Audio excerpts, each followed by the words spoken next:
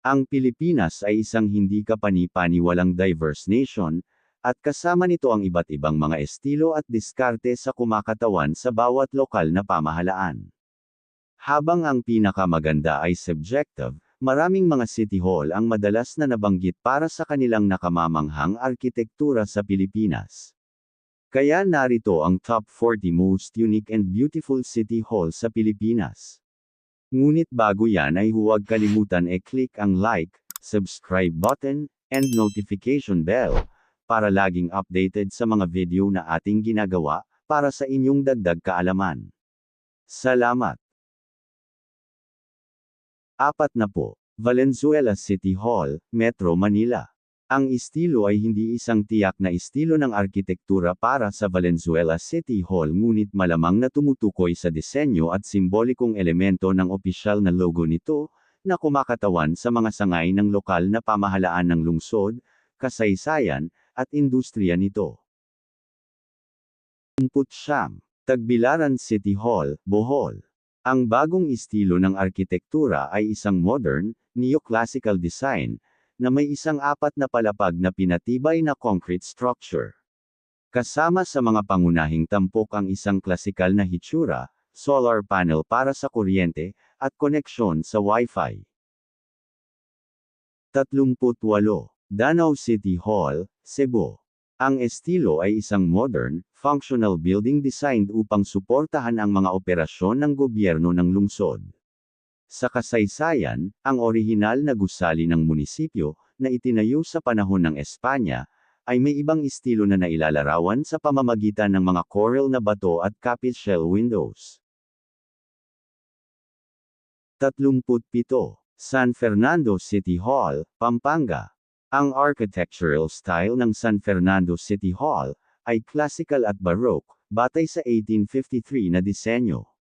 Ang estilo ay nailalarawan sa pamamagitan ng mga klasikal na elemento, at ang gusali ay itinayo bilang sentro ng administratibo para sa lungsod at rehiyon. 36. Tabuk City Hall, Kalinga. Ito ay nagpapakita ng isang modernong estilo ng arkitektura na nailalarawan sa pamamagitan ng functional na disenyo at matibay na mga materyales, na lumihis mula sa tradisyonal na mga ornate government buildings. 35. Escalante City Hall, Negros Occidental.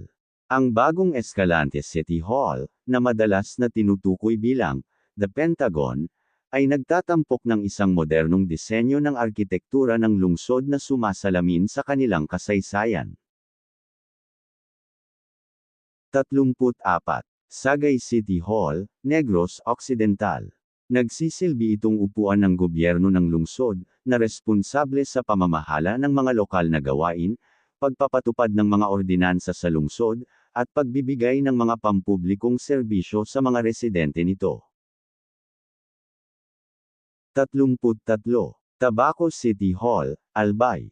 Ito ay isang makasaysayang istruktura na idinisenyo sa estilo ng arkitektura ng neoclassical, na tanyag sa panahon ng kolonyal na Amerikano sa Pilipinas.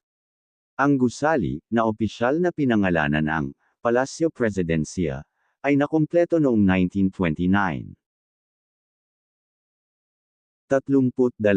Zamboanga City Hall, Zamboanga del Sur.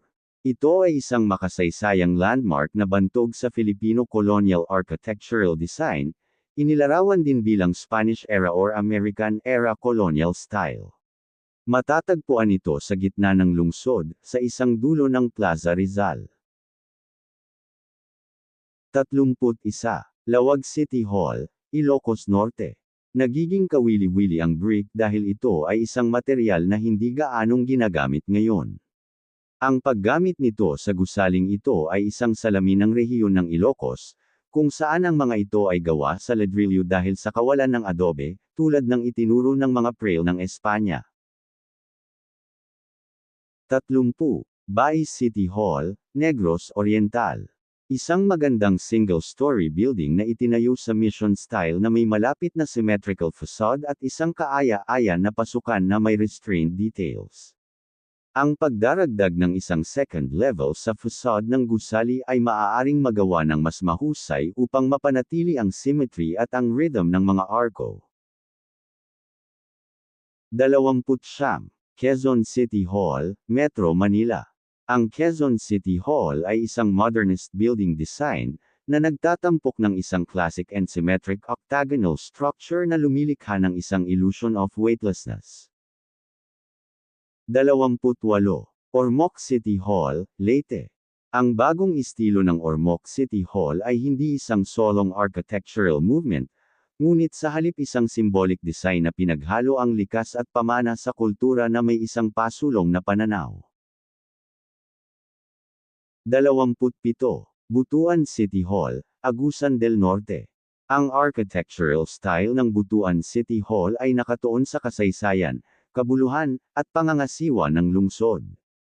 Ang impormasyon tungkol sa tiyak na estilo ng arkitektura ng gusali ay malamang nabatay sa kanilang kasaysayan. 26. Taal City Hall, Batangas. Isang tunay na kagandahan na may mahusay na proportions, symmetry at balance. Sa kabutihang palad ito ay napapanatili kahit na ang ground level ay tila na itaas, binabago ang taas ng arcade.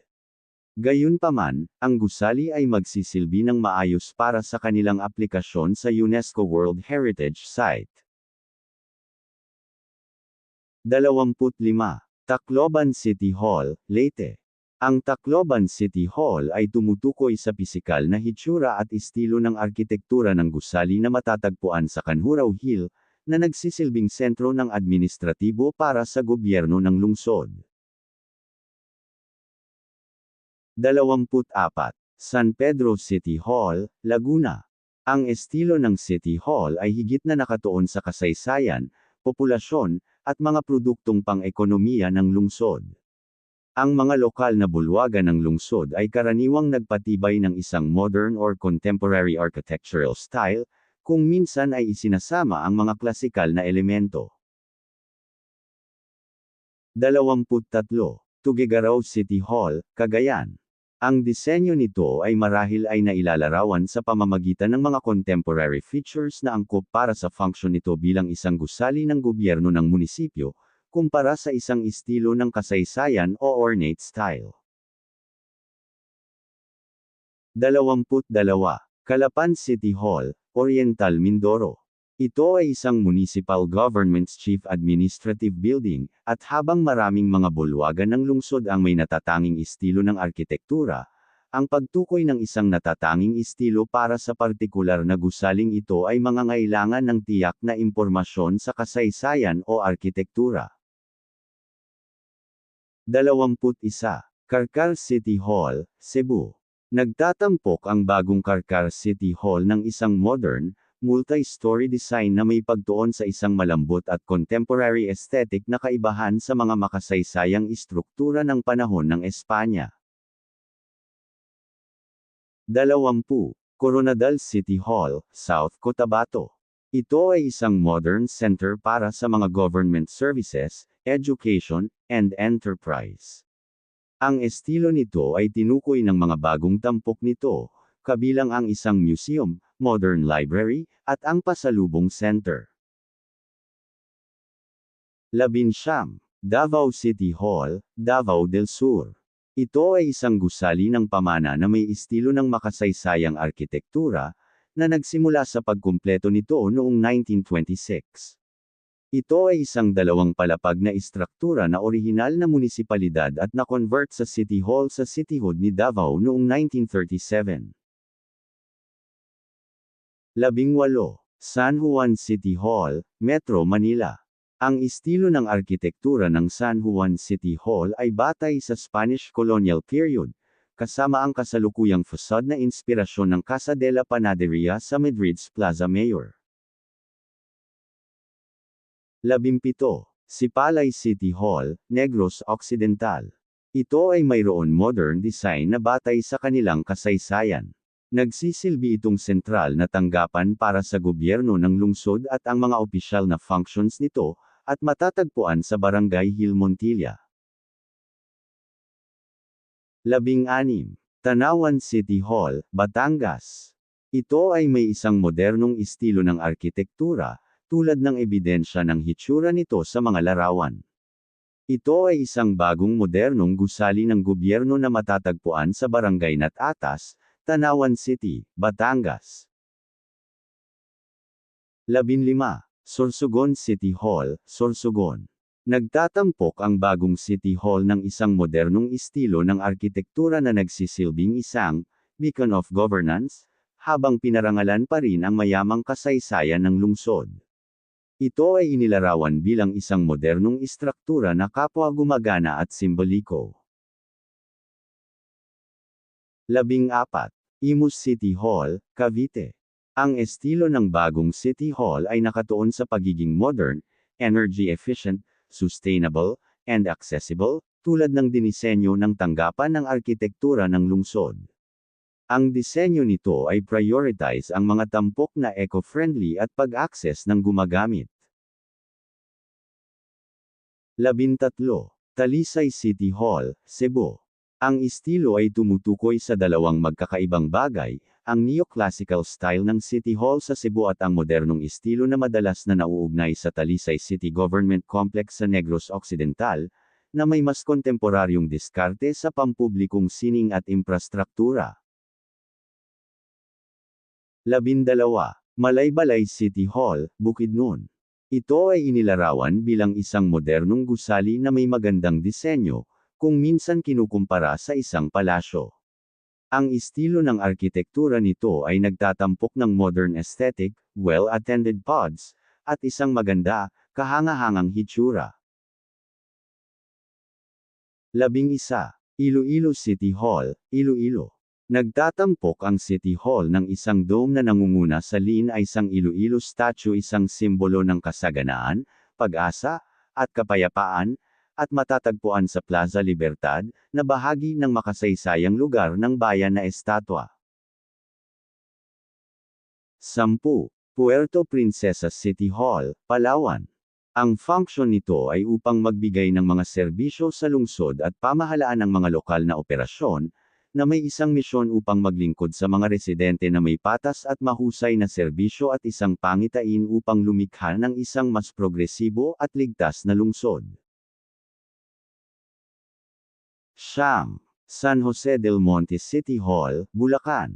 Ito ay isang modern-style building na nagtatampok ng isang malaking, multi-story structure na may malinis, kontemporaryong aesthetic.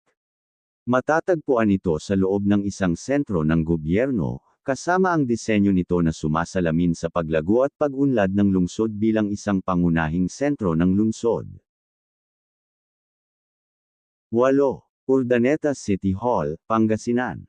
Ito ay isang masigla at lumalagong lungsod na matatagpuan sa lalawigan ng Pangasinan. Kilala ang Urdaneta para sa mayamang kasaysayan at malakas na pakiramdam ng pamayanan, pati na rin ang maraming mga atraksyon at amenities. 7. Bacolod City Hall, Negros Occidental. Ito ay opisyal na kilala bilang New Government Center, na isang modern government building, traditional style. Ito ay dinisenyo sa isang contemporary style, na kaibahan sa klasikal na arkitektura ng mga makasaysayang gusali tulad ng kalapit na Negros Occidental Capital o ang San Sebastian Cathedral. 6. Tagum City Hall, Davao del Norte. Ito ay inilarawan bilang isang modern, multi-story government building na may kilalang mga tampok ng glass features and a sleek, contemporary design. Ang mga imahe ay nagpapakita ng isang istruktura na parehong functional at aesthetically moderno, na umaangkop sa katayuan ni Tagum bilang isang umuunlad na lungsod. 5. Manila City Hall, Manila. Isang iconic at pagpapataw ng istruktura na may natatanging disenyo ng octagonal at isang kilalang clock tower. Ang estilo ng arkitektura ng City Hall ay neoclassical. Nakumpleto noong 1930s, dinisenyo ito ng isang arkitekto at nagtatampok ng isang kilalang clock tower, na siyang pinakamalaking sa Pilipinas. 4. Dapitan City Hall, Zamboanga del Norte. Ito ay may dalawang natatanging estilo, isang modern, three-story building para sa kasalukuyang mga government functions and a historical town hall building mula sa 1890s, na sumasalamin sa estilo ng arkitektura ng Casa Real. 3. Bogo City Hall, Cebu. Ang estilo ng arkitektura ng City Hall ay hindi malinaw na nag-aalok ng mga detalye tungkol sa ekonomiya, kasaysayan, at iba pang mga bulwagan ng lungsod. Ang gusali ay nagsisilbing sentro ng administratibo para sa lungsod ng Bogo, na siyang kabisera ng lungsod ng Bogo sa lalawigan ng Cebu. 2. Cotabato City Hall, Maguindanao del Norte. Kilala bilang People's Palace, pinagsasama ng Cotabato City People's Palace ang parehong estilo ng arkitektura ng Islam at Kristiyano. Ang kasalukuyang disenyo nito ay isang timpla ng mga tradisyon na ito, na sumasalamin sa magkakaibang kultura ng lungsod, at madalas itong inilarawan bilang isang maganda at natatanging gusali. 1. Calamba City Hall, Laguna. Ang Calamba City Hall ay isang distinctive, modern octagonal building designed upang maging natatangi sa Pilipinas. Ang estilo ay simbolo, na sumasalamin sa katayuan ng Calamba City bilang regional center ng Rehiyon 4A Calabarzon.